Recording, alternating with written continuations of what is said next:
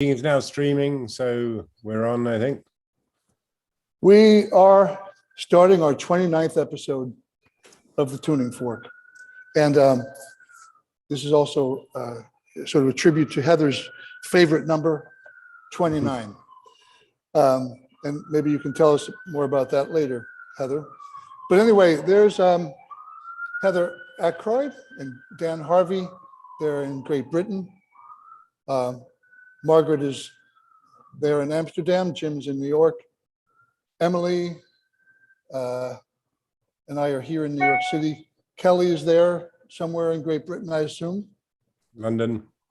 Welcome. So this is it. Heather and Dan, it seems as though your works somehow were independently made and somehow in parallel tracks, and then somehow you met and merged your collaborative skills and started producing this work. Do you want to tell us maybe a little bit about what things were like before you met and what you both were doing? We were both, I think, working along similar sort of veins. I was very much involved with making sculptural objects. I had a workshop with a lot of other people in some ways, but I was very much set in my ways of making sculptural pieces, but studying and observing nature, using a lot of bones and found objects, and then growing things. And I think it was through that act of actually germinating and starting this process of growth, photosynthesis, that eventually linked Heather and myself together. Yeah. And Heather. Yeah, so I actually heard about Dan about 6 months before I got to meet him. And I had, my sort of practice was in performance theatre, working very collaboratively, very, in places such as the Institute of Contemporary Arts, and touring nationally and internationally with the work as well. And at times working as an author of my own work in its own right. But I've always been I really, really enjoy collaboration. I enjoy that pool of ideas. I like that sense, as Boyce might say, as a kind of a social sculpture on some levels. And at the point that I met Dan, we both had a shared imagining of a room that had this sort of like growth, this sort of like seedling grass that would grow vertically up the walls. And we met and we decided that that should be a piece that we should bring into being.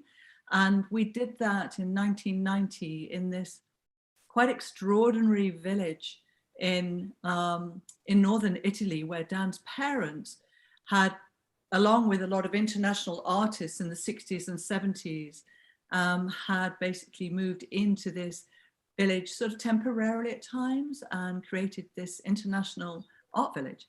The village was actually, it was destroyed by an earthquake in 1887. And actually a lot of people were in the church and the roof came in on the church at, I think it was 6:25 in the morning. And a lot of people died there. The village was left abandoned. The authorities moved everyone out because it was very badly damaged from the earthquake.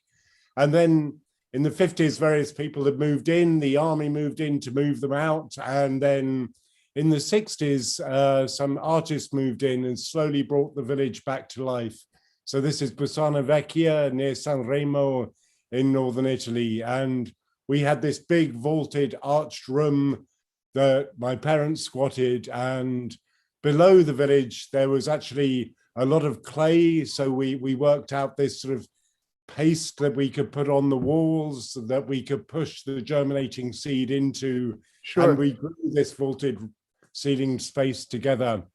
Now, that technology of pushing the seeds into the clay, it looks like you used that same technique to create the garments that appear in one of your works, that you push the clay into the fabric Ah, and then the seeds sprout. Is that right or not? There are different ways we have numerous different ways that we work with seeds now. Over the last 30 years, we've adapted things. A lot of the clothes are actually almost hydroponic in the way we grow them. So there's no soil, there's no clay, there's a medium within the liquid and the material that we grow them in. So they're a lot lighter.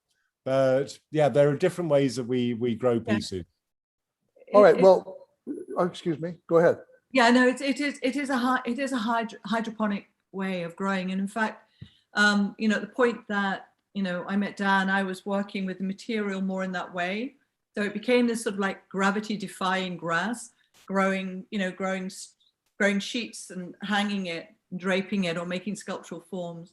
And Dan was working a lot with the roots as well as the material. So he was putting seed into a mold, and then the mold would be cast into the positive with the roots, almost like the skin surface. I think at the point that Dan and I met, we were definitely, I mean, I was reading a lot of work around alchemy. I was reading a lot of work around mythology as well. So, we kind of met at a point where I think we were very curious. We're living in a slightly more enchanted place, for want of a better word. Yeah, there was a real fusion of ideas, materials, and just an energy that we just managed to nurture and push. And yeah, it's taken us to wherever we've got to now, which in this world, who knows? I just want to point out, but just if you don't mind, contextualize the dates of when you got together. Yeah, so we actually met for the first time in November 1989. Okay. And we were introduced by a mutual friend who is called Claudia Egypt. And we actually worked together in, we met and bought our materials to this village in 1990. So we actually opened our first exhibition, which was called, Italian is L'altro lato, which means the other side. And that opened on the 18th of August, 1990. So this is, so last year, during the pandemic was, during the lockdown, the pandemic was our kind of 30th year of collaboration. Well, first of all, Emily Harris, our producer, and you can see her right behind, there she is. And I'm sitting behind her. So yeah. This is our be here now moment wave. Let's wave to each other. Hi, and we're now collaborating, particularly a lot of focus on the tuning fork, of course, and the Institute for Cultural Activism. So thank you, Dan, Dan, for being so generous with your time and your experiences and your knowledge and wisdom. Occasionally, we try to include a bit of scholarship, theory, practice, etc., in these conversations, so that we do accumulate a kind of scholarship in the Institute archive, so to speak, which may one day become a kind of curriculum, internally or externally out in the world. But anyway, I find it interesting that it was in 1989 that I lived in a glass house, about the same time as you all were getting together, with 10,000 plants. Yeah. And it also quite lovely that behind us here is this glass tank full of water that Veronica Peña is offering people experiences to immerse themselves underwater and breathe for an hour during a 4-hour workshop. Wow. So kind of poignant to be here in the Grace exhibition space, Lower East Side, Manhattan, our new sort of partnership for the season of 2021-22 winter. So it's exciting altogether. We have so much in common, so much to share, and 90 minutes won't do this justice, but perhaps a nice warm up. And it's funny to feel on this video that Heather's on the right side and Dan's on the left side, and I feel kind of like I'm this merging point of these two, forces that have merged themselves. And so I feel not exactly confused, but delighted. You're the tuning fork. You're the tuning fork. I mean, because it was your email to us that was so exciting. And in fact, we missed it at first. John, you wrote to us. You wrote this really, really fantastic email. And I think it was just in August, and we were cutting out. I was going off for just, 10 days break with a girlfriend, and Dan was sort of having a bit of kind of quiet time here in the studio. And I think when I got back, I thought I better attend to all the red flags on the emails. And I came across your email, and I just thought, oh my goodness, he wrote to us a month ago. And we connected, and just to realize that you had been involved, and Emily, with the Cultural Institute, and that you set that up in the 1990s, just thinking about the way that Culture Declares Emergency is kind of like manifestly come into being as a result of this huge kind of punch through, I mean, non-violently, in terms of Extinction Rebellion. But yeah, it's just fantastic. And then, to understand that you had all of this earlier kind of really kind of close relationship with Joseph Beuys and making the film Transformer, which, I still go into and listen, because there's a lot of great material there. Just great. I'm so grateful to hear that, because apart from the love and, intention and all the intense, complicated experience it was making the film and working with Beuys and the Free University and all of this bureaucratic stuff at the Guggenheim, and the 3,000 hours that Jim Merriweather, who's here with us below under the avatar Pamela Kraft, Jim also works with Extinction Rebellion in Manhattan quite frequently, and he seems to enjoy the feeling of handcuffs. We're not sure what that's about, Jim. We don't know. We want to know. We want to know. We've not quite got that far yet, but just on the level of tuning forks, I'd like to bring up my great-great-grandfather, Sidney Klein, wrote a book called The Way to Attainment. And I remember as a child reading this, that if you take two tuning forks and if they're the same, if you hit one, the other one, however, if they're within a certain distance, will start to vibrate. And I think that's something very important to keep in mind these days. If we're thinking and working along similar channels, we can vibrate together. But that's why we're doing this. That's it. Right. Yeah. And now we're attuning during this program with you. How do we know that cultural activism, let's just call it cultural activism, how do we know that this has impact, meaning, enduring life? How do we know that this work that we're all doing, in your experiences, how do you observe it? How do you track it? What's the criteria for your next steps based on your recent steps? So we can talk about this on a local level to where our studio is.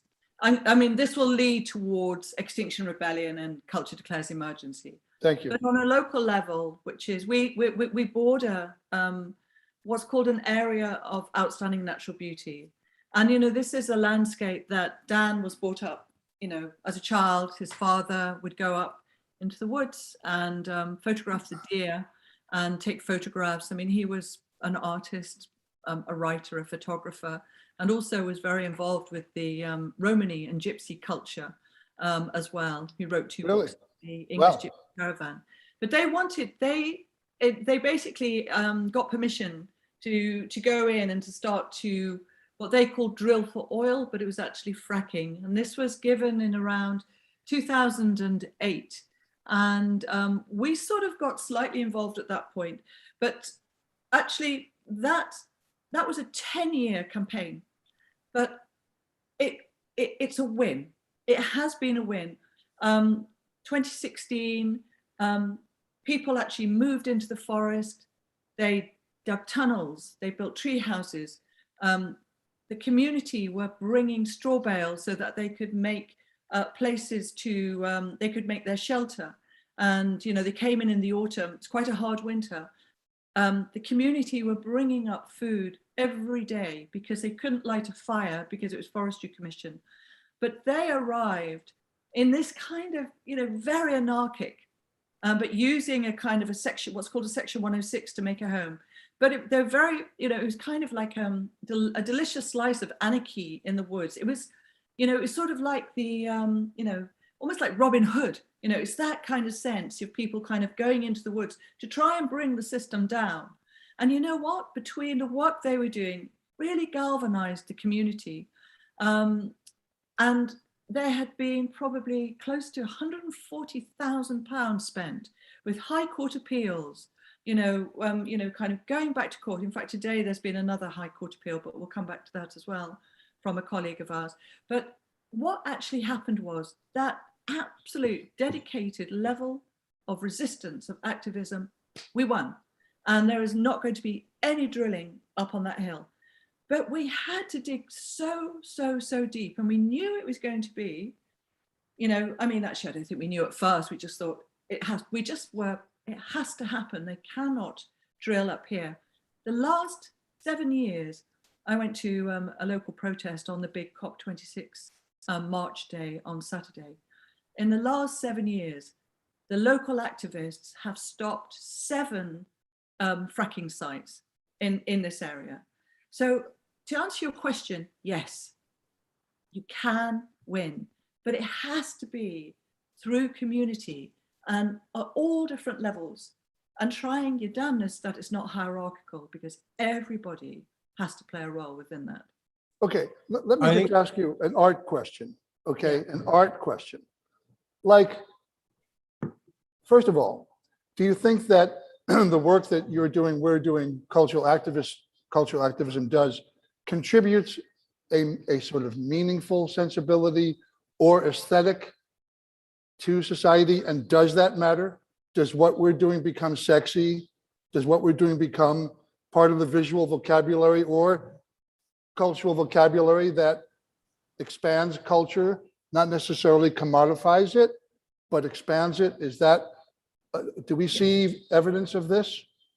I can speak for myself, but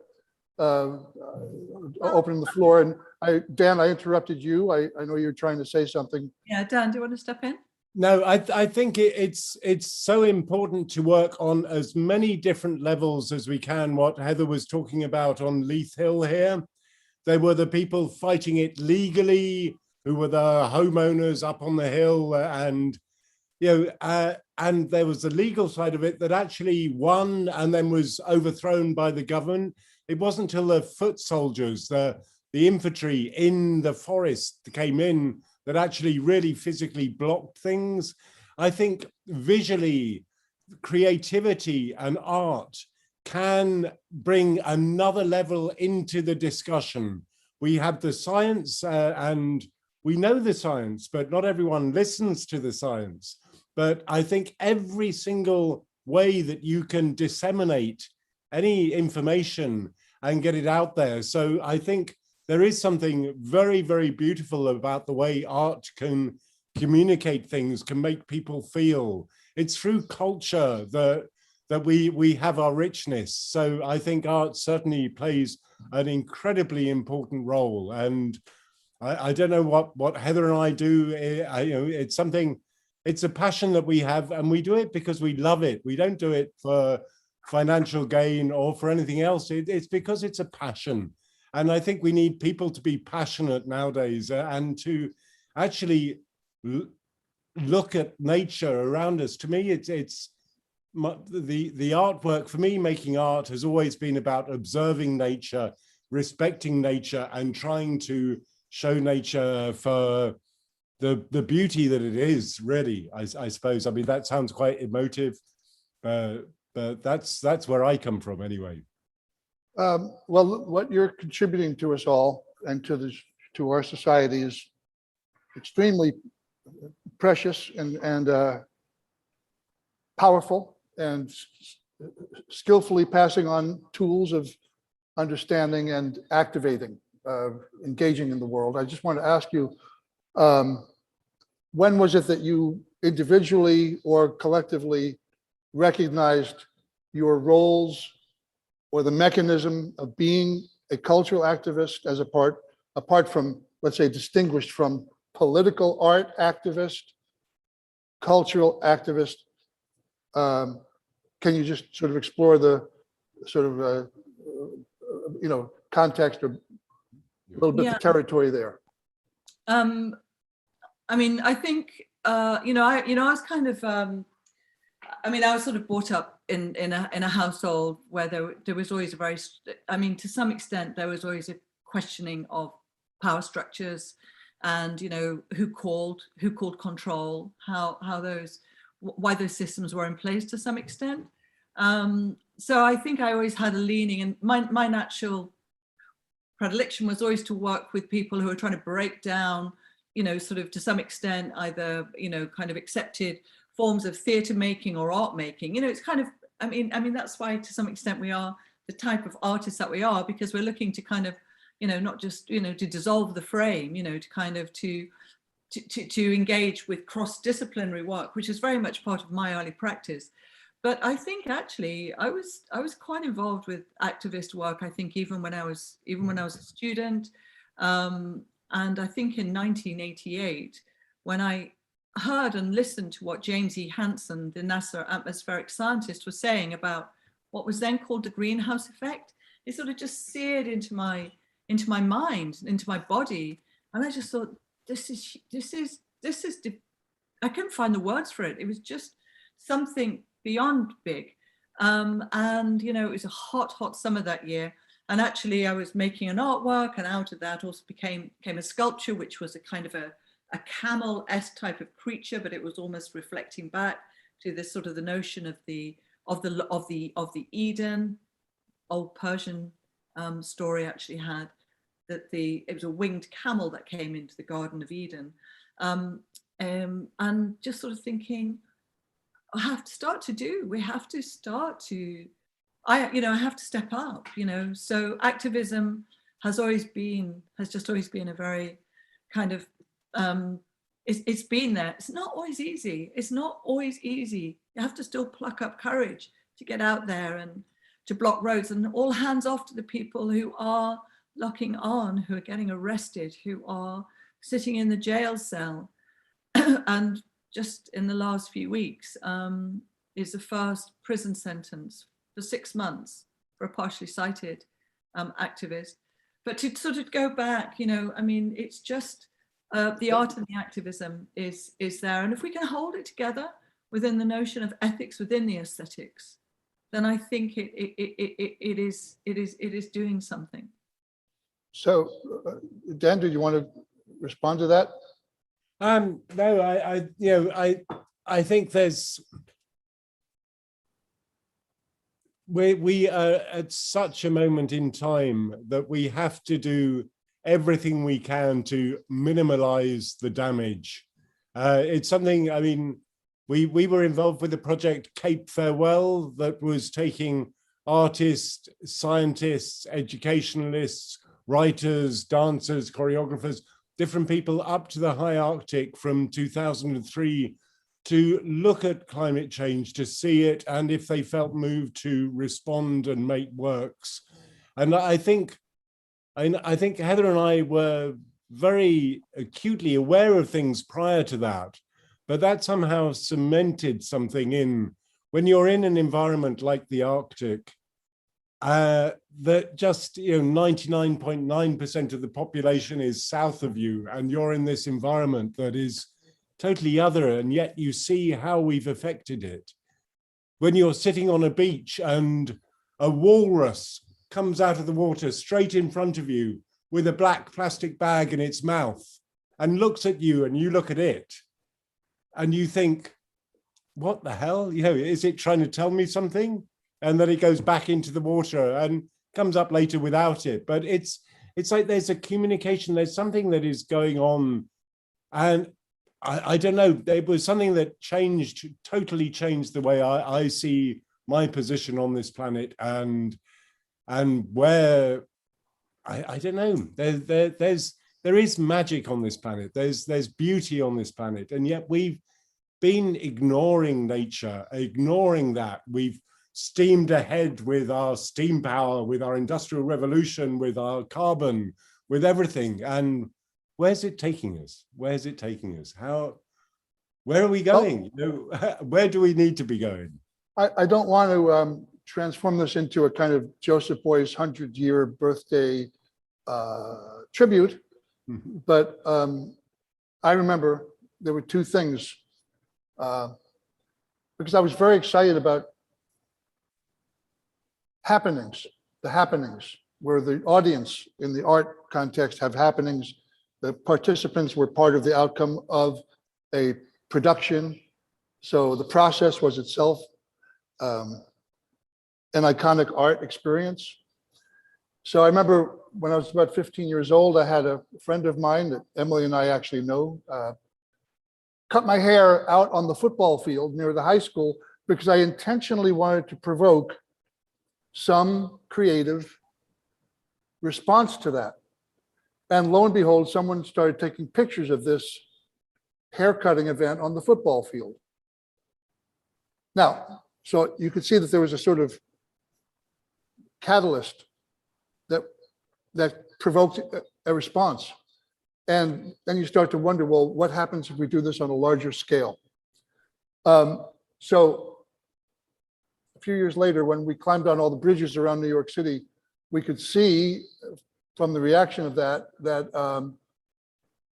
you could contribute positive images through art into the mass media that were highly marketable as good news or empowerment or inspiration.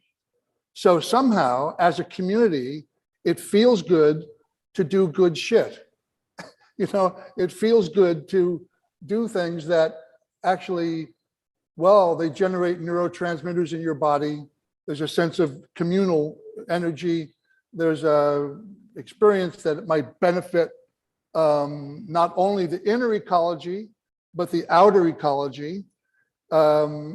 And I remember one day walking with Joseph Beuys down the corridor in the Friedrichianum in 1977, after he invited us to Kassel to participate with the Free University.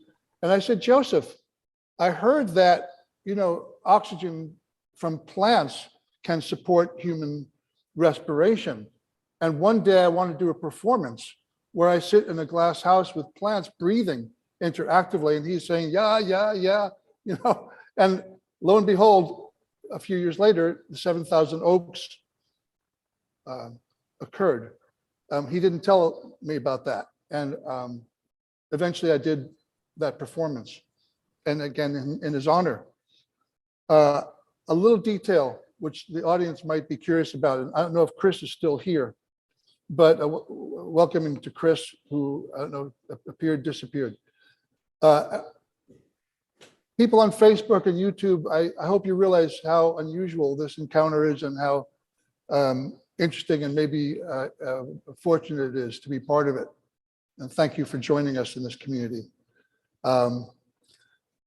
When our friend Carl Giskus was planting the 7,000 oaks in Kassel, hired by Joseph Beuys, commissioned by Beuys, he also had the duty of planting the basalt stones next to the oak trees. So for those of us who are not familiar, Joseph Beuys and his crew planted 7,000 oak trees in the town of Kassel. And next to each oak tree, there was a long, maybe 3-foot or 4-foot piece of basalt, which is a kind of hexagonal or sexagonal shaped, naturally shaped rock. These 7,000, should I tell the story now, Em? Yeah. So these 7,000 stones were sitting in a triangular form, in the shape of a triangle, pointing toward the Friedrichianum, which was the big sort of venue for the Kassel Documenta Art event, 81, I think it was, Document 82.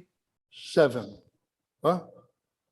Yeah. Now, An older woman, matronly woman, comes walking by and sees these 7,000 stones sitting on the meadow in front of the Friedrichianum. And she starts screaming at Carl. What are you doing? You have to stop this. This is not right. And Carl said, I'm being hired to do this. You have to talk to the mayor. Everything's been approved. And she starts swinging her handbag as though she's going to like hit Carl with it. And Carl said, whoa, like what's going on? What's the matter? And she said, well, there are 7,000 Jews buried here under this grass where these 7,000 stones are. And my husband is one of them. Wow. Oh, my So goodness. I just wanted to share that with you because it's such a radical testimony made by Joseph that was never publicly acknowledged. No, I've never heard this. I heard it when we were there in 1977. Yeah. So you should know that your 7,000 oaks tribute and the acorns that you've cultivated and germinated and grown are part of this homage to the Holocaust Wow. and the victims of the Holocaust.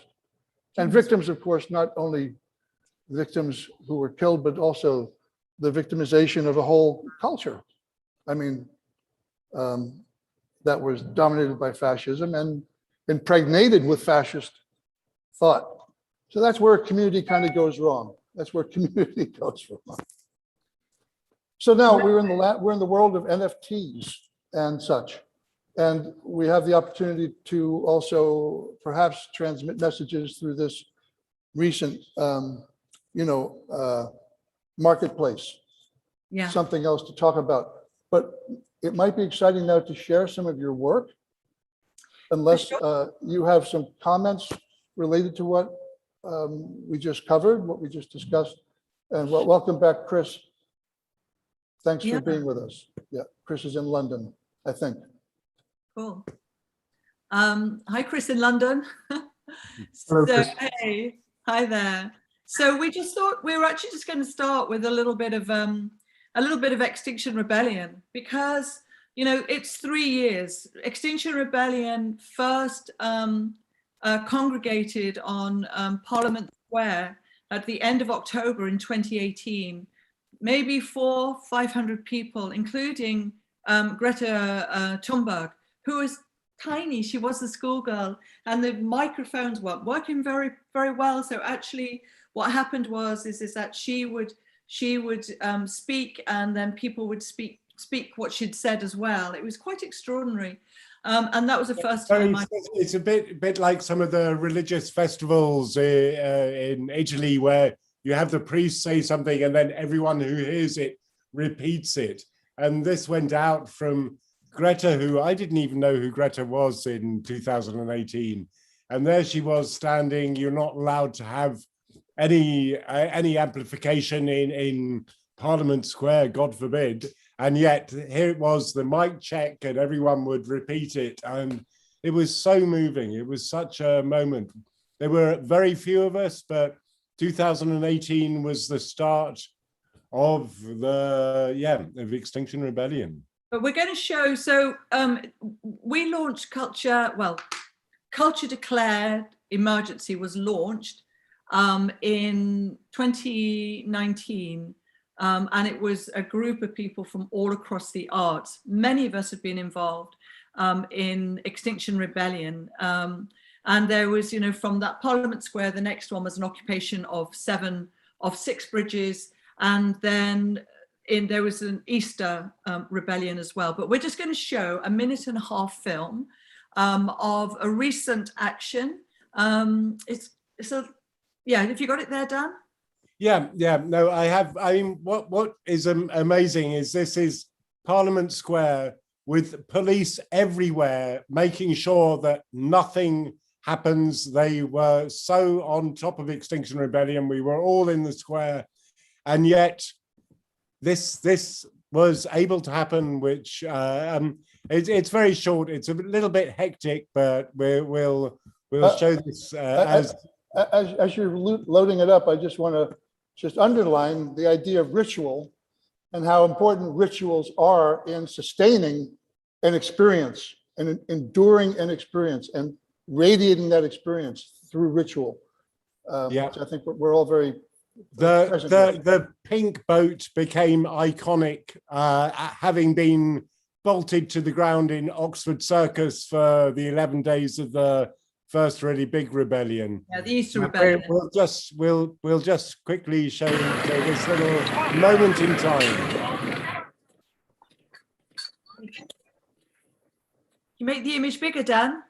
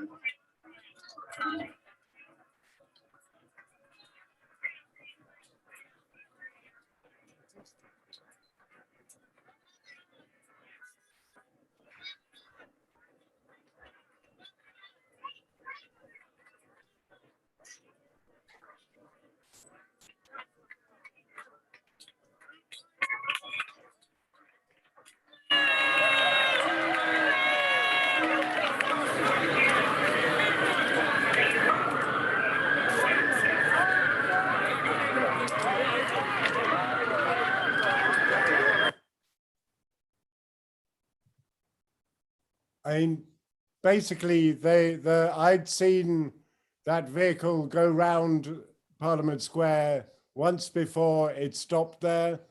Within seconds of it stopping, there were people locked on underneath. The boat was there with people giving speeches until the end of the evening. And that's when all the forces are against them, really. And it's quite incredible what can be done. And the emotion that pink boat now carries is. I think it's also as a result of that enormous activation of this rebellious, direct but non-violent action. Parliament declared a climate emergency. This doesn't mean the government has declared, but Parliament declared a climate emergency. And also over 50% of councils, which are the local authorities throughout the UK, have now declared a climate and ecological emergency, including ours, which is Mole Valley. And every 2 months, we will get involved. There's about 30 people who are involved in shaping as best as they can to try and start to mitigate and step away, or just trying to find ways of mitigating the excesses of climate change. But we're just going to show another 2 films now as well. Extinction Rebellion has done some incredibly extraordinary visual, oral, sound, literary events. It really is this outpouring of imagination. And, this, has also been very much part of Culture Declares Emergency, which is now coming up to 2,000 artists and organizations from across the arts. And it is a real kind of people just saying, yes, we have to start to adapt, but it's also finding solidarity and solace, and also creativity with each other. And Extinction Rebellion has got a really powerful and very effective literary wing, which is Writers Rebel. And Kelly, who's up in London at the moment, is actively working with Writers Rebel and has been for quite some time now. And there was an approach to create a piece of work in this COP26 year, to try and do it in advance of Glasgow, just to get something out, something there that was kind of signaling, the sheer scale, seriousness. I mean, we've had, as everybody knows, pretty wretched 2 years, including the pandemic and the fires in Australia and in California, the floodings in the Arctic, everywhere. everywhere, nowhere is immune. But How can this not be what an apocalypse looks like? I don't know. I think I still, I think if you're there, if you're trying to get your family and your loved ones and your pets and your things out of a home, and you can see just literally the fireball coming towards you. Yes, it is. I mean, in driving along roads where literally it's just closing around you, it's just horrendous, horrifying. We worked with Ben Ackroyd, who is an extraordinary man and a really, really inspirational writer. And we're going to show 2 films. And actually the piece of work happened in 2 acts. And the first act happened or took place in Tate Turbine Hall. And the piece of work is called On the Shore. And the second act happened outside of Tate Turbine Hall.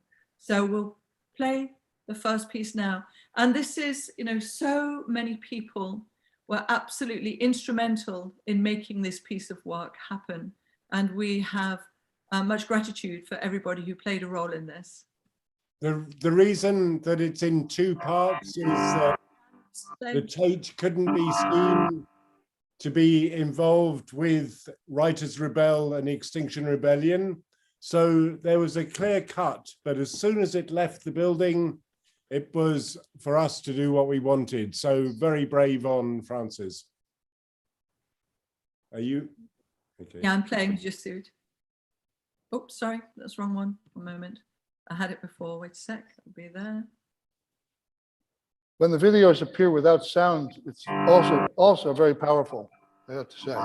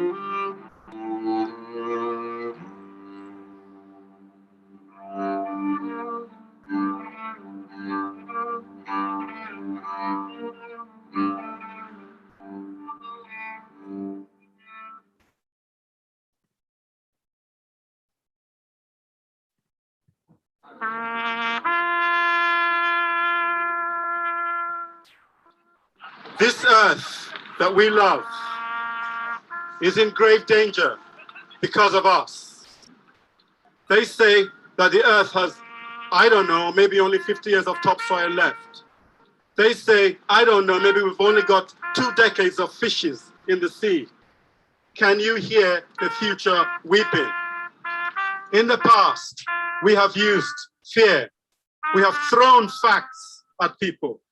It seems to be asking too much for people to alter how they live so that life on this planet can survive. Fear doesn't work. Guilt doesn't work. So I thought maybe love might work. We are at a terminal point. It's either extinction or we become a newer, more efficient, more loving species.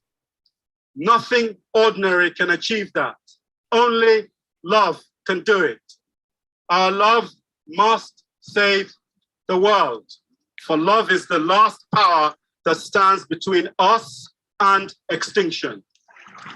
As an economist once said, there is only one true economy on our planet, and that is photosynthesis. And photosynthesis takes light and it converts it to life, and it nourishes us all. I'm a huge believer in the power of art. Whilst we are here right now, art is such a fucking threat, but the Met Police have raided the Extinction Rebellion art factory. At its very essence, for me, art is the soul of humanity. We are Writers Rebel, Extinction Rebellion's very own literary wing. Our mission is to put literature in the service of humankind's greatest challenge, ensuring the safe continuation of ecological life on this planet in all its astonishing diversity. I think for me, we look at the planet and we think of the planet as almost inanimate, as solid and fixed, but it's not. It's all in motion, whether it's the bacteria in the soil, the worms moving the soil. We are part of nature and we need to learn to love that. This little fragment of a song came from Mirabella. If you want the pure voice, you have it, so just enjoy it.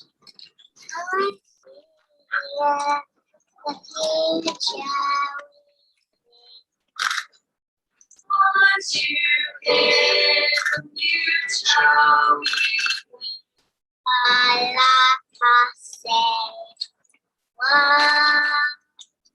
all of us say, can you hear us future fighting? once you hear us future fighting, We are the hope of the world.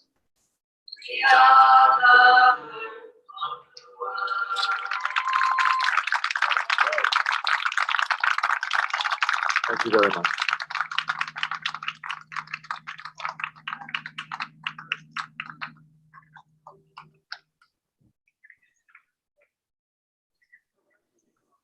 So are we sharing more or yeah, okay. So we haven't, and by the way, do you notice how when we're on Zoom, you know, we all tend to like speak louder as though, you know, nobody can hear us. But actually it's okay if we just speak in a normal voice. The photosynthesis process, we haven't really explored that as a topic tonight. Would you like to talk about it both as a material, practical process and a metaphor, as you just alluded to, Heather, in your comment on the mic? Yeah. Actually, we've got another short film which we'll show. But Oh, good. Which one is that? Rebel. Should we show Rebel, Dan?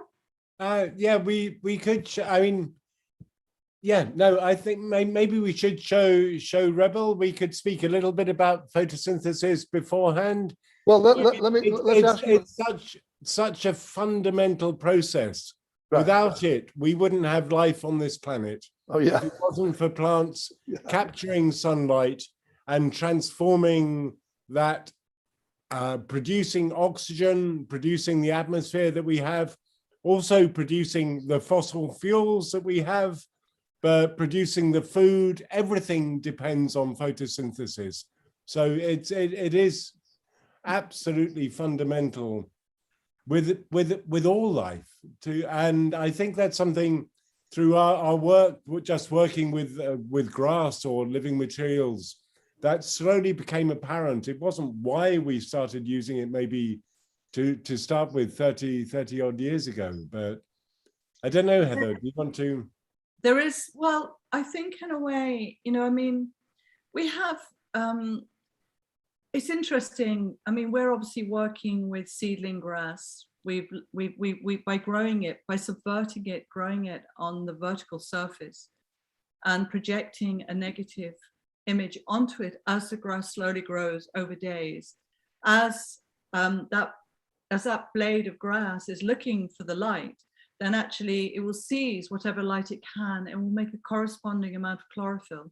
So you get this extraordinarily exquisite kind of, it's like a black and white photograph, but in tones of acid yellow through to limey greens to a darker green. And it is the chlorophyll. And, we still, scientists are still trying to understand how, how this division, how, a water molecule is split, because it is actually split, and, oxygen is released for us to breathe, and you've got, you've got the hydrogen, and then it makes the starch as well.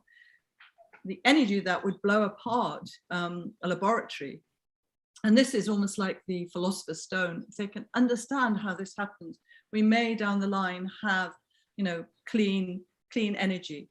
But for us, we can make these photographs, and actually scale really works for our benefit, because if you equate a chlorophyll molecule to a pixel, then the larger the image, then we have far many more kind of chlorophyll pigments making up the image. Can we see an example? And perhaps if Yeah, there is sure. no, if the audio, if the audio is not critical, you can talk over it and just tell us what's going on.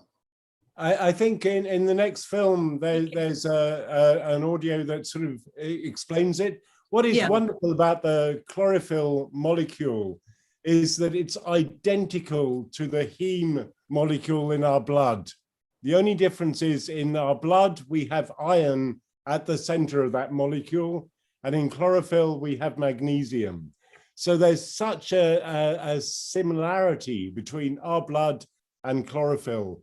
It's the life force, but maybe we should, can you share the screen, Heather, or should I? No, I'm just going to demonstrate that one about the chlorophyll molecule. Oh no, it's not that one. Hang on a minute, I've got it on the other one. Let me see if I've got it. There you go. There you go. Yeah. Heme and chlorophyll, and just see how akin that is. So Dan, have you got Rebel? I have somewhere. I can't see it because we're sharing screens at the moment. Hang on. Okay, I can find it. I thought you had it. Do you have it? I do. I've just got to find it. Yep, here we go. Got a share screen. Yeah. Let me just open it up.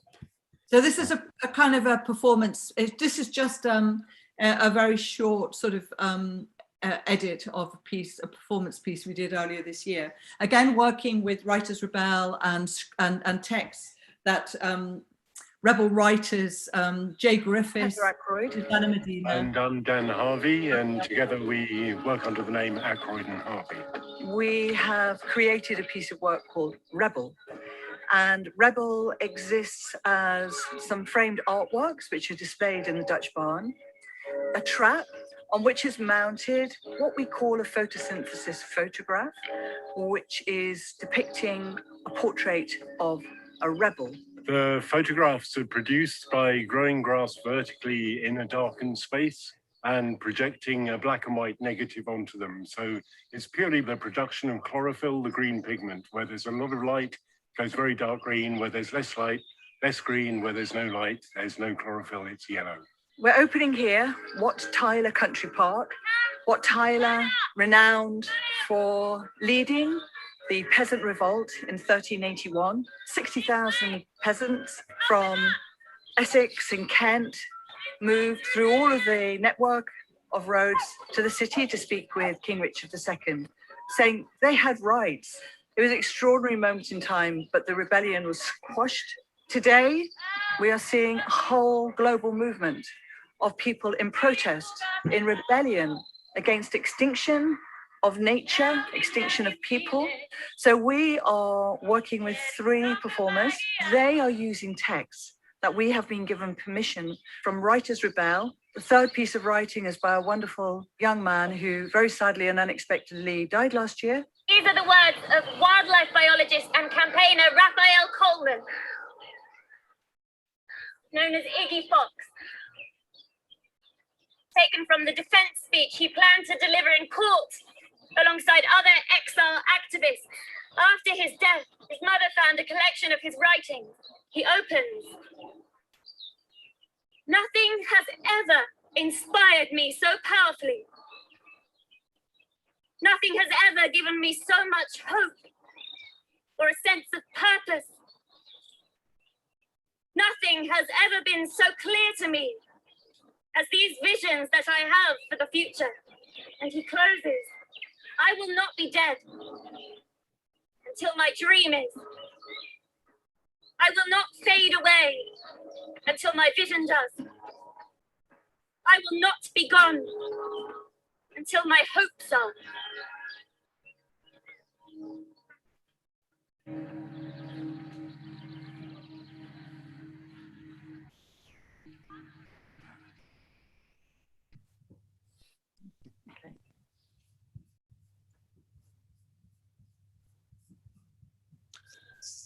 While there is still some time, perhaps we can talk. Can you hear me okay? Yeah, you can. So suddenly, I'm aware of the echo in this room. I don't know what happened.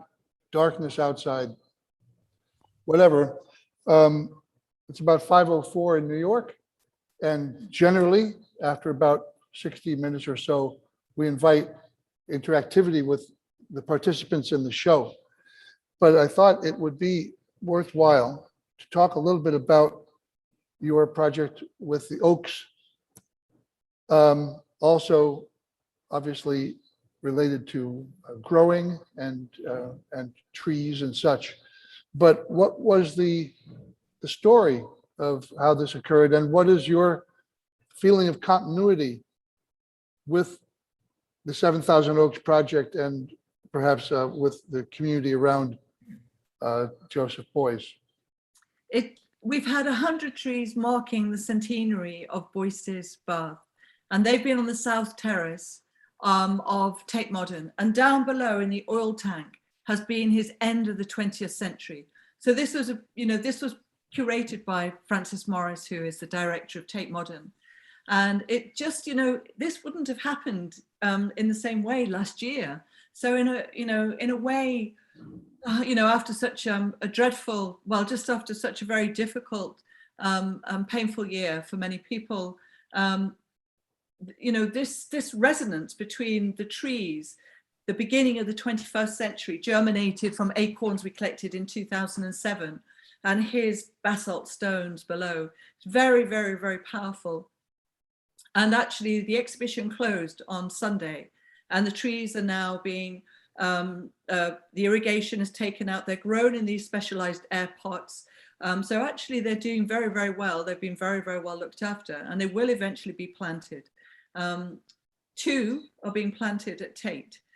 So 1 was planted just a few days ago on the South Terrace, and next week 1 tree will be planted on the North Terrace, and another 5 trees will be planted in the vicinity. So this is 7 trees in and around Tate, which in a way is just a reflection and an acknowledgement of 7,000 oaks. Interestingly, the borough is called Southwark. So it's Southwark Council who kind of run the local affairs. They are planting between now and 2030, 70,000 trees.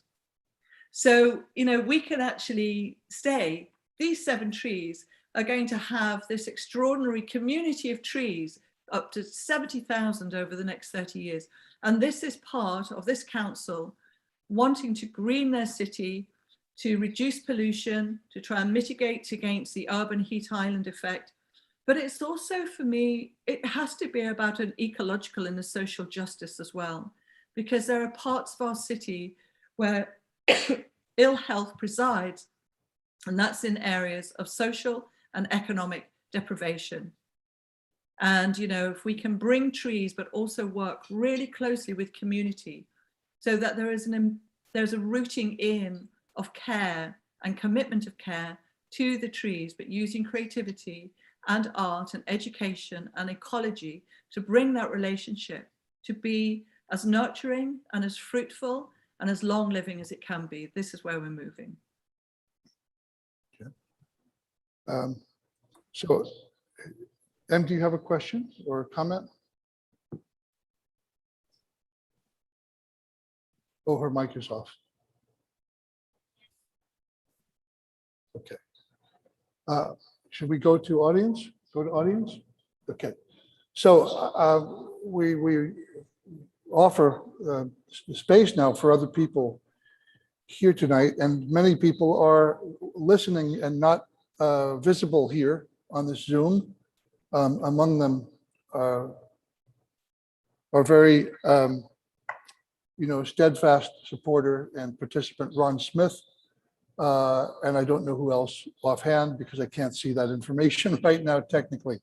So anyone who would like to make a comment, ask a question, contribute, anything, we're very open and excited to have participation.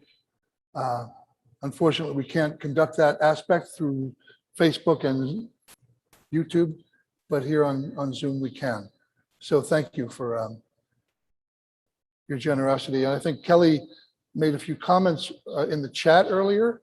Maybe Kelly would like to say something or ask something. And of course, we have a lot of comments and questions, perhaps for a later engagement or perhaps a panel discussion at some time.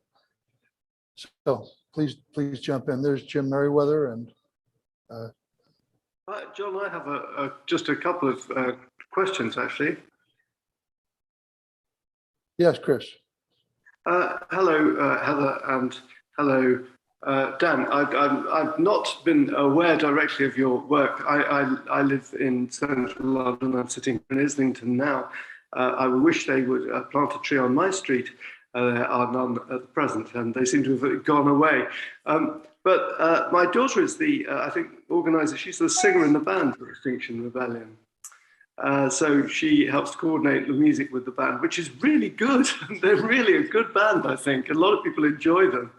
And when it was quite moving for me to see the boat reveal in Westminster in Parliament Square, because my brother-in-law died last year very suddenly of a heart attack, but he was arrested that day sitting on Westminster Bridge. So it's a very sort of slight, a bittersweet thing to see.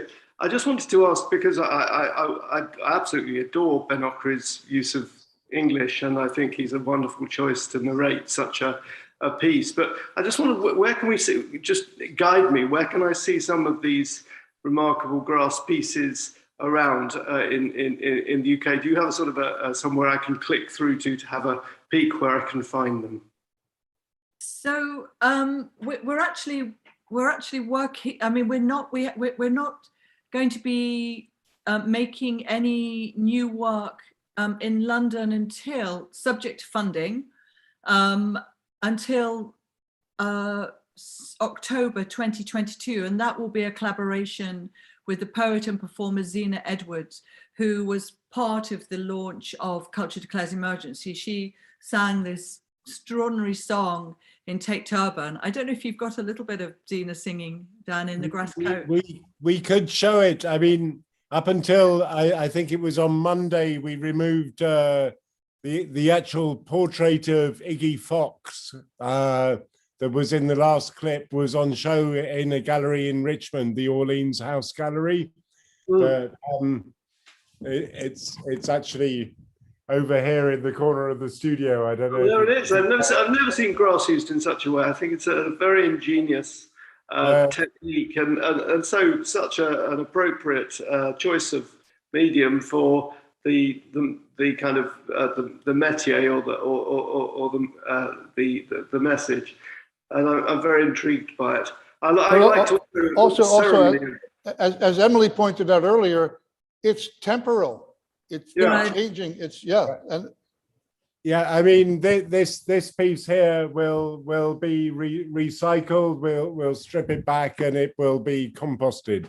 So they're not saleable, or they could be in low light levels. They can last for a very long period of time, but yeah, they have to, they have to be kept in, really low, high conservation level. And obviously, but but because the chlorophyll molecule, even though it's dried, is still susceptible to UV light. I mean, we've learned the hard way, you know, having worked with scientists back in 1988 and thought we had actually found a way to sort of fix, you know, to use a photographic term, these images. And then obviously realizing how quickly light, which both confers, can also corrupt as well. Certain ways as well as any conservation would know around fine tapestries or cloth or pigments or dyes, you know, be it cartoons. But we're actually working on a project for Sydney Biennale, and we're going to be photographing two Aboriginal First Nation activists, a young woman called Lily Madden and an elder called Bruce Shillingsworth, and they are both doing really, really phenomenal activist work to protect country, to protect water, to protect land, because the onslaught there is just horrendous. I mean, the history is horrendous in Australia as well. But there is this new wave, there is a wave coming through, and there are many, many people who are recognizing the terrible prejudices and injustices.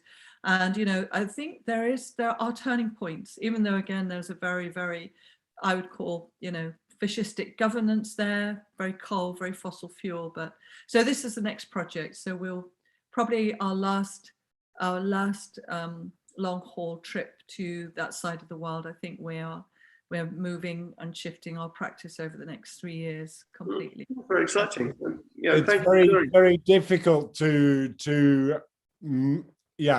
justify traveling around the world, but we should say that we're also looking into using some of the indigenous crop grasses that the First Nation people used to use.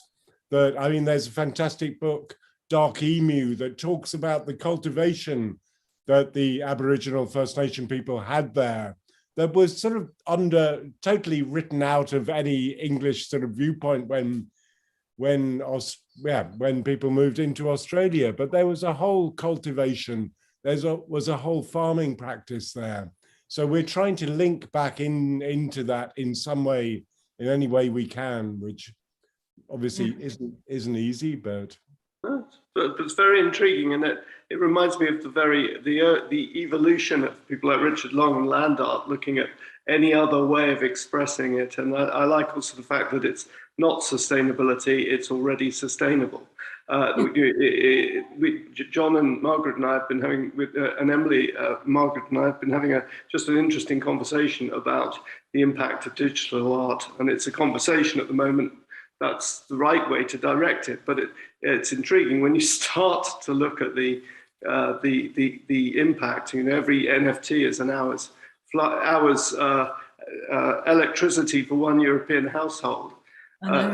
Catastrophic, and it's just kind of really alarming at a climate level as well as a consumption level. And it's very intriguing. But I love the idea that there's a sort of an antithesis between an NFT and a work in grass. I think that's beautiful. It's harmonic, actually. It's interesting to hear that. Actually, we've just been contacted by an NFT gallery that's just sort of come into being in the last 2 years, I think, and they are trying to really completely reduce their kind of the embedded carbon within what they do. So they're approaching it in trying to be as radical as they can.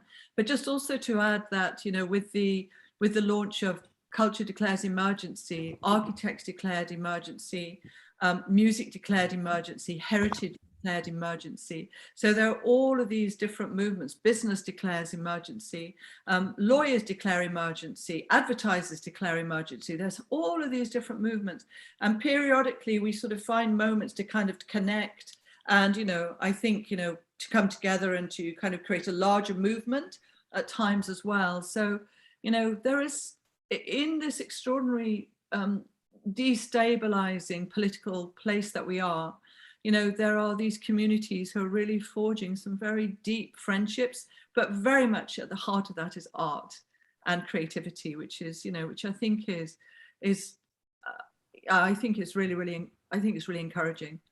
And probably Joseph Beuys would see it as a social sculpture, you know. What do you think, Heather, that artificial intelligence is declaring a state of emergency?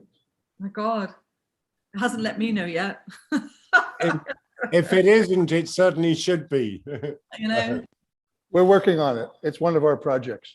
yeah, you know, it's kind of an area. I mean, Don and I, we're very analog. You know, I really, you know, just give me the clay and the mud. You know, I'm kind of happy.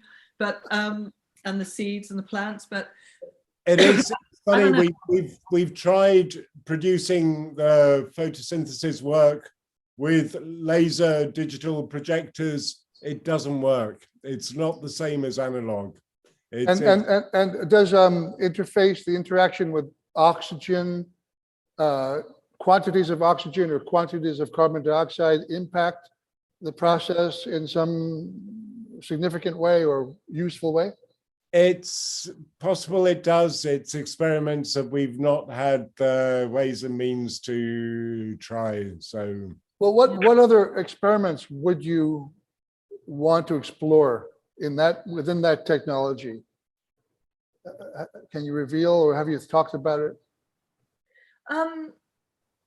I think there's a beauty in the simplicity of just the light and the way the plants react. It's you know, if grass was slightly less sensitive to light, when we say grass, I mean grass is, we've used barleys, we've used millets, we've used a lot of different things. It's certainly not linked to lawn, but there's something about the sensitivity of chlorophyll within the leaves, within that pigment. If it was slightly less sensitive, slightly more sensitive, we wouldn't be able to get the photographic images that we get. It's quite amazing that it actually works so well. Yeah, but it's kind of intense when you imagine that you're breathing with a portrait. Yeah, that's dying. Yeah. I mean, it's very interesting that there's this, you know, cycle of life right there, this interaction with the viewer and the portrait, for example, or whatever the image is. A whole thing when we're creating the work, that you nurture it and you need it to grow, and yet for us to actually exhibit the works, we need to reverse that process and actually start to dry and kill the piece. Otherwise we couldn't show them for more than a day. 10 days. Yeah, right. So, I mean, we have done that, and we've embraced that at times. But if you want to show them for any length of time, we do need to kill them. I mean, it's a perverse form of horticulture. I've just finished reading a really interesting book by, she's based in Australia, and her name is Monica Gagliano. And she has written a book called Thus Spoke the Plant. And she spent periods of times in the Peruvian jungles, and she ingested, you know, with a shaman doctor, what's called a dieter, which is a plant-based drink, hallucinogenic. And, you know, she had these extraordinary visions and very kind of phenomenal experiences of talking to trees and plants, or the trees and the plants talking to her. And she would go back to her laboratory, and, you know, often to the kind of being shunned by her colleagues, you know, who could not even hold her eye as she passed them in a corridor. She did groundbreaking experiments with the mimosa plant. She's done groundbreaking experiments with the corn and with peas. And what she is showing is that these plants have sentience. They have sentience. And Aristotle, going back to Aristotle, Descartes moved in as well. The commodification, objectification, and the stripping away of the intelligence of these plants. I think this is, in terms of research and where we're now putting our attention, I think this is where we're putting our attention. And we'd love to do a photograph of Monica with some of those seeds that Dan was talking about earlier when we get to Australia, to meet her and talk with her. And, you know, she has been outcast. She has got funding, but she has been outcast. But often is the way with scientists or artists who are really going against the grain, because what they're doing is so radical that actually people just don't have neither the appetite, they can't stomach it, nor do they have the language to really understand what is happening. But I think, again, we can start to draw that in through our work and working through ecology and education, working with the science, trying to bring this much more into a kind of a community sense of how important this is. Unless there's another question or comment. Oh, you want to put your microphone on them? I'll turn mine off.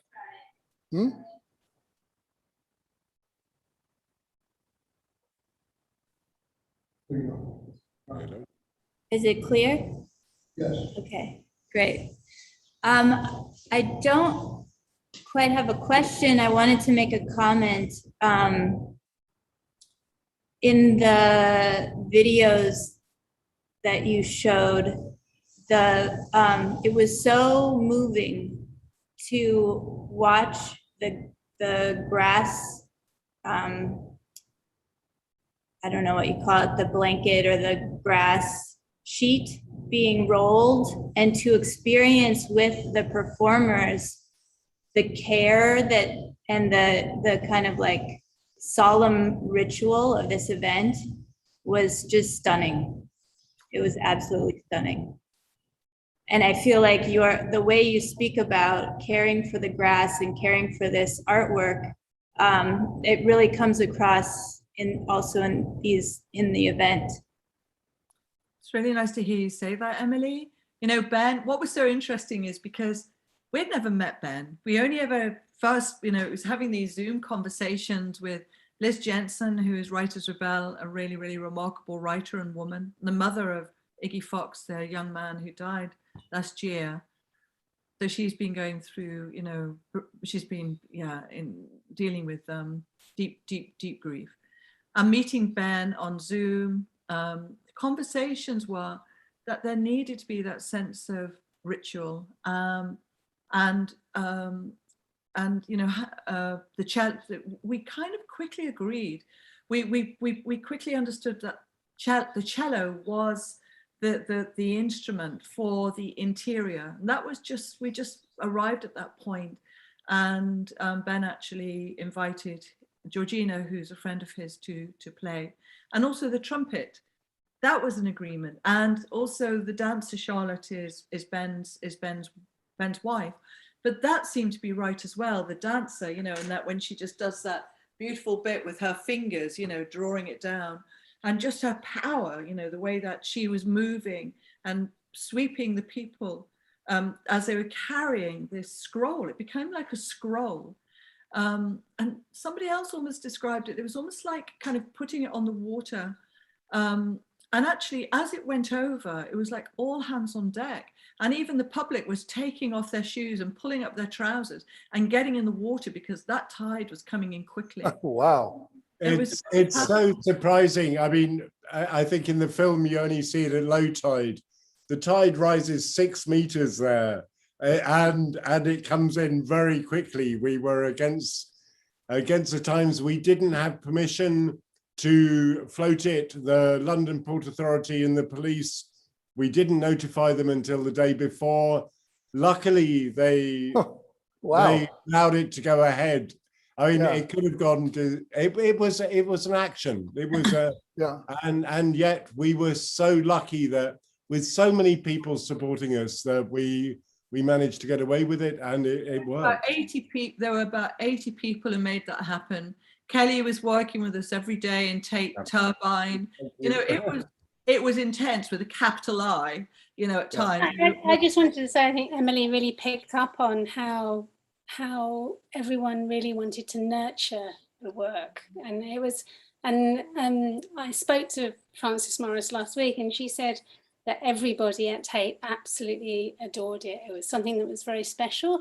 And it was, coming out of a period of the whole building being locked down, and then something very gentle and beautiful growing slowly in that space and being tended and cared for by, the people that were involved were local gardeners, it was the curators, it was the people who ran the shops. Everybody took part and took care of the work.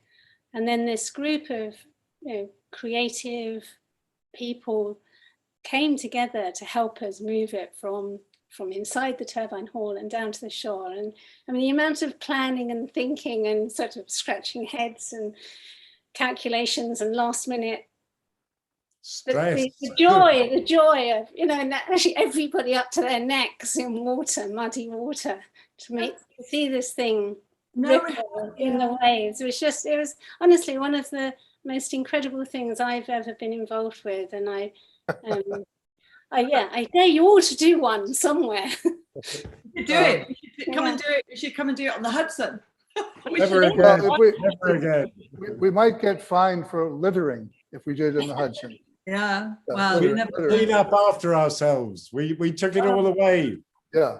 I like it's a mobile meadow. It was mobile, but you know, actually the river took the piece. So the high tide was 3:30 in the afternoon, and we were just, you know, there was another interview that was happening, and I was suddenly the piece ruptured, and there'd been 2 ducks roosting on it, and they flew off, and I thought, well, shit, we've got problems now. And within a minute, it literally was wrapped. The force of the outgoing tide just wrapped the piece. It became like this bobbing cocoon on the river. And at that point, you realize, you know what? The water speaks. The river has spoken. The river allowed us this moment, you know. And at that point, it said, right, okay, this is a bigger force.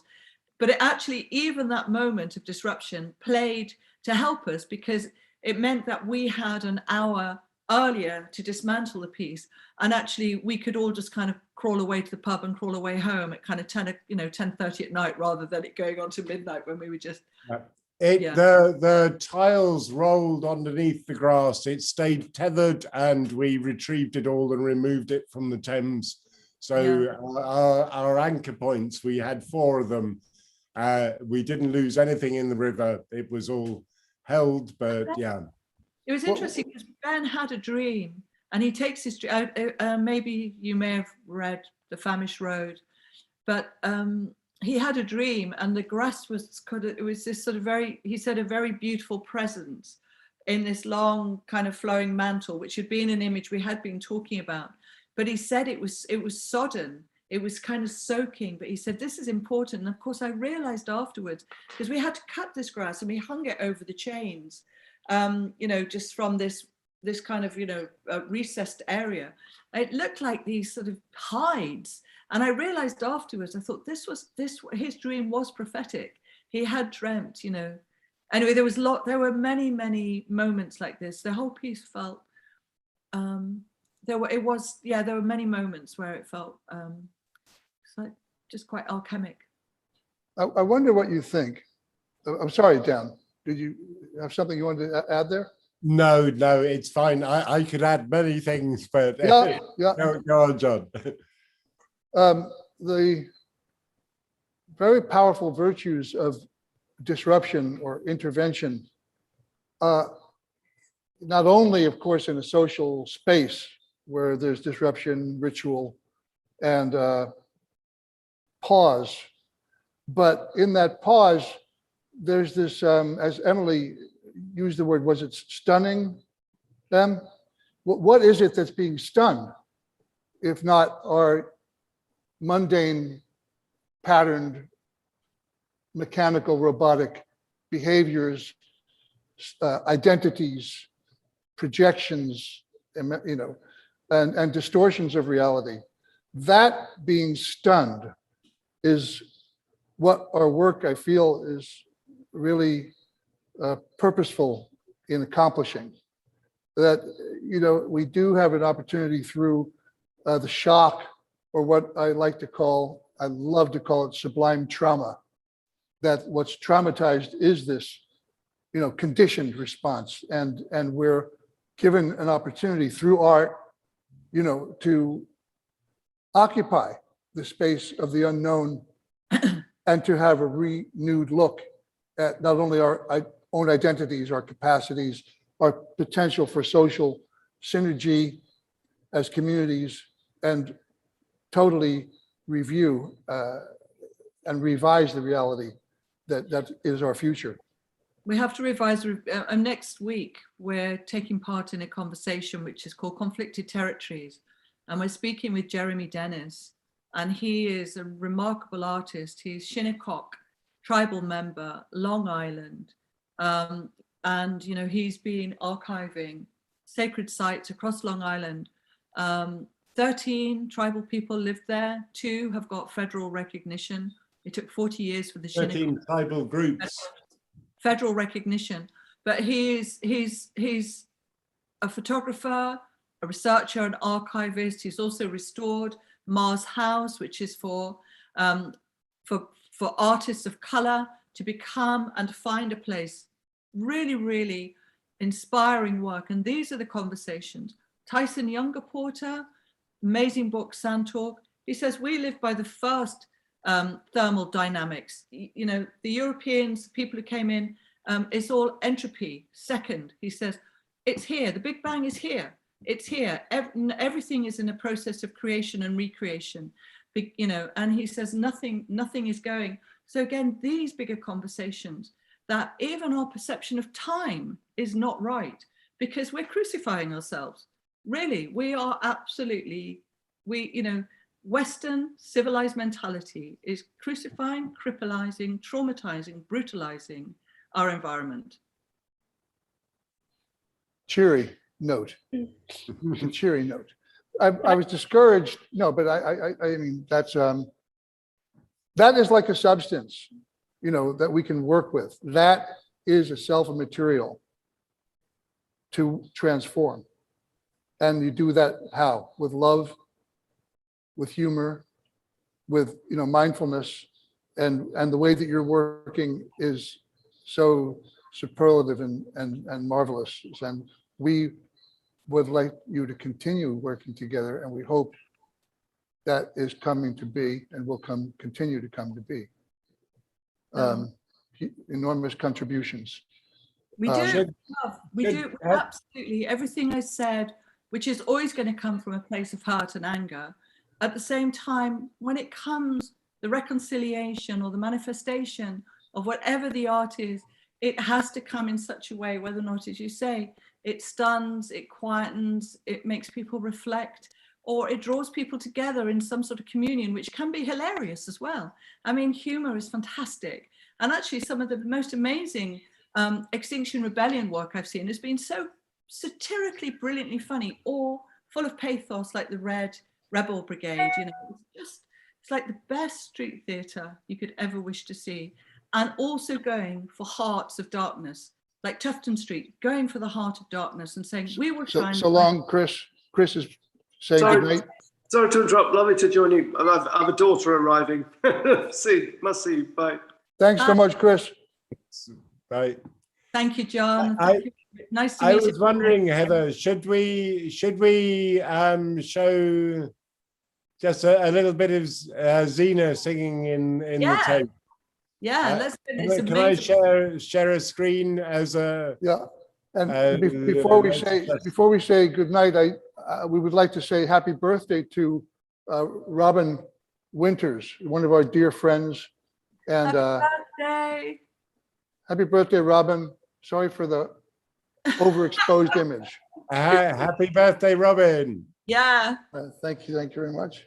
A good day. And you can have Zena sing. And here is Zena, so. I am an endangered species. I've seen my before. I am human and I am an artist. And I know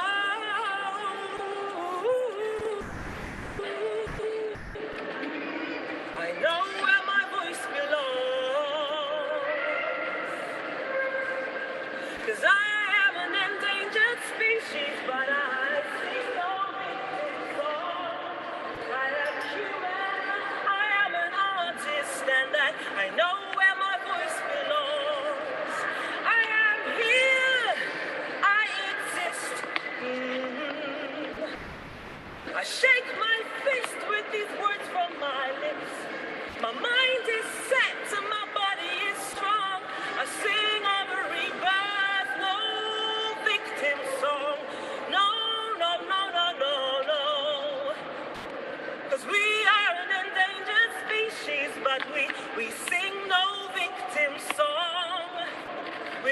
human and we are artists and we know where our voice belongs.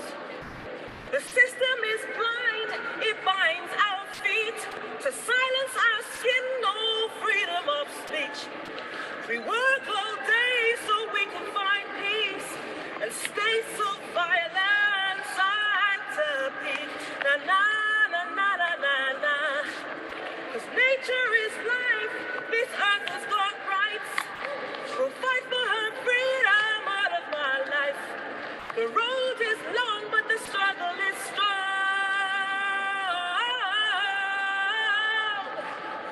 No justice, no peace, our victory song. Na na na na na na. 'Cause I am an endangered species, but I sing no victim song. I am human, I am an artist, and I know where my voice belongs. I said I am an endangered species, but I sing no victim song. I am human, I am an artist, and I know where my voice belongs. Yes, I know where my soul belongs, and I know where my body belongs, and I know where I belong. Yes, I know where my voice belongs.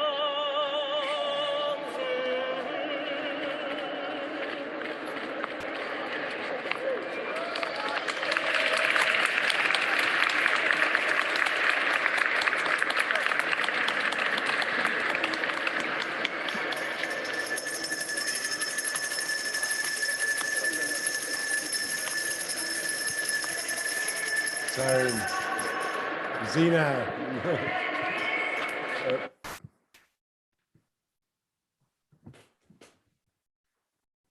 Good lucky us. Lucky us. Yeah. Wow. Thank you. Margaret, thanks for being with us. And Kelly. Yeah. Thank you so much for sharing your work. It feels so special. I'm really silenced by your work, and I hope that you can, find many ways and many opportunities to get the work out there. So that, it sounds like you have an amazing and a very interesting network. No, network sounds strange, but it sounds like you know how to tap into, different people that can help you to multiply your work. And I just feel it's really, really important to, to get it out there more and more. Yeah. Very good. Thank you so much. Yeah. We need to come to we need to come to the Netherlands, to Holland. Actually, it'd be very nice. Yes, please. Any assistance is well appreciated. I tell you, we have a rocky road most of the time. Well, we'll do it together, stronger together. I just want to say how inspiring it is to see your work. It's just it's wonderful. And like John was saying, I feel like really this kind of wondrous art, it sort of pulls the rug out from under you so that you get to see things in a fresh way. I just want to applaud, and we're really going through tough times. It's going to be very difficult. The intensity of message that we need to get out there. So it's great that you're doing what you're doing. Thank you. That's great. Well, hopefully we're going to be coming over to the States in 2023. Actually going to try and block myself out for maybe 6 months. So we should talk. We should see. Yeah, great. Yeah. Really. Yeah, it'd be great. It'd be really good. And yeah, John and Emily, thank you so much for the invite to the Tuning Fork, number 29. We're really, really happy to be here on this. Why is 29 so special to you, Heather? Oh, it's a long story. The next time we meet. Okay, well, this was the first of many tonight. But it comes down to Carl Jung. I'll just say Carl Jung, and I ended up in his magical house on Lake Zurich, and 29 came from that. Yeah, in Kusnacht, Kusnacht, Zurich. Say it again? Kusnacht, the Gold Coast of the Zurich Lake. Oh, is that what it's called? The Gold Coast? Yes. Ah, it was Bollingen. I mean, that was his, his house. He built his house. Yeah. So it all welled up from there. I actually just by chance made a a vigil, and his great grandsons were there and invited in. But yeah, it was incredible. Well, a tribute to Carl Jung tonight too. Thank you, friends. Oh, thank you. It's been great sharing things with you all. Next time around, we'll talk about the residency program that Emily and I have been exploring with you all. We'll talk more about that. Yeah, that would be really, really good. That would be good. I mean, my sister lives in Brooklyn, so I have a place to stay, which is great. So, All right. Good. All right, Good night, then. everyone. Say farewell and good night. Yeah, take care. Good night.